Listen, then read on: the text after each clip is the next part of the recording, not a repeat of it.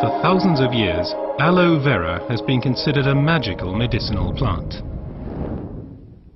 Even the Aztecs used it as a miracle drug to treat many diseases. Traditional medicine appreciates its detoxification, purging, acid neutralization and fat reduction. According to modern research, it has a positive effect on blood sugar levels and blood lipid concentration, including cholesterol levels. But aloe vera is not always aloe vera. Real aloe vera, the Aloe barbadensis, is a desert lily and is cultivated in arid regions, primarily in Central and South America. The effects of aloe vera are strongly dependent upon how it is processed, and the differences already begin with how it is harvested. In order to avoid damaging the plant, the leaves should ideally be cut by hand.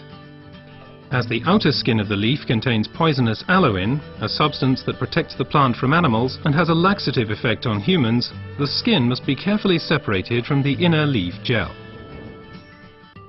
This leaf gel is the most valuable part of the aloe vera plant.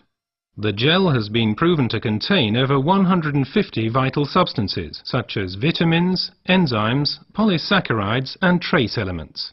It's this unique combination of ingredients and the way in which they interact with each other that results in the healing effect.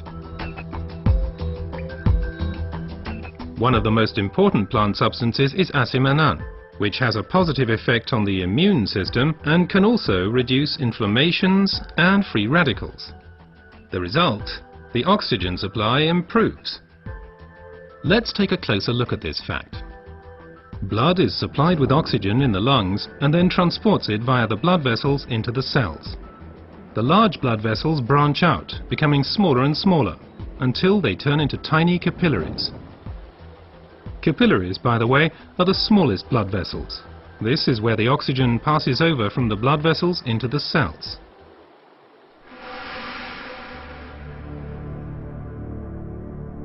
Poor eating habits, environmental pollution, stress and increased physical effort weaken our immune system. Free radicals have an easier time of things and can cause microinflammations throughout the body. These inflammations can damage blood vessels and result in a thickening of the fine capillary walls. This swelling constricts the flow of blood, slowing down the blood cells on their way through the capillaries, which, as a result, impedes the oxygen supply. And it's here that the aloe vera acts. It reduces the swelling on the capillary walls.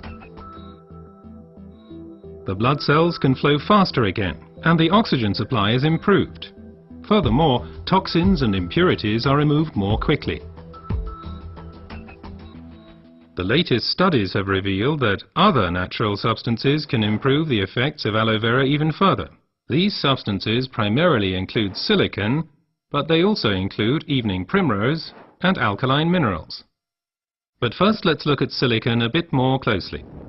For our bodies, silicon is life essential and a structure-building element.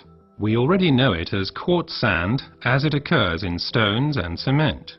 In the body, silicon is there to stabilize our human tissue. As a supportive element, it strengthens bones, hair, nails, connective tissues and also the walls of our capillaries.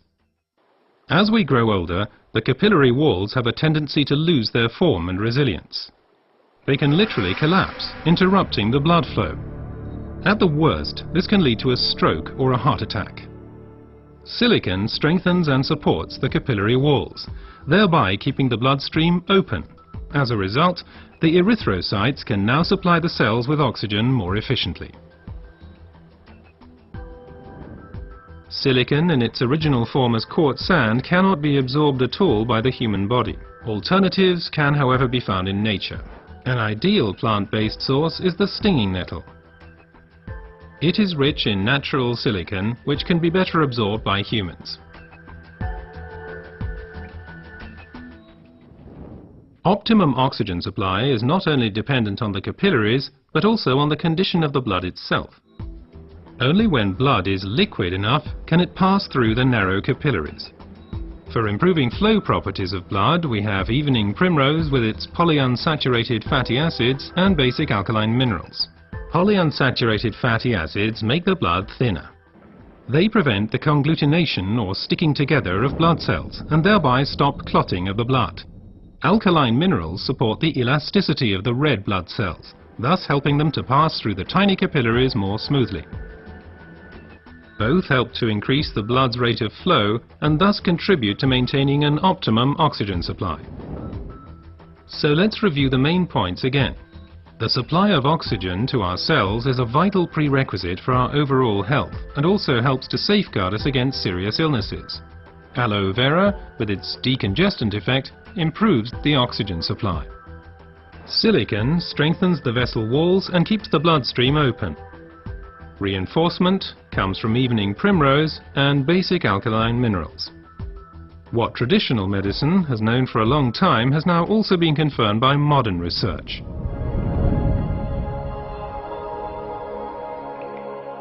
Aloe Vera improves your oxygen supply and therefore your general health. Because oxygen means life.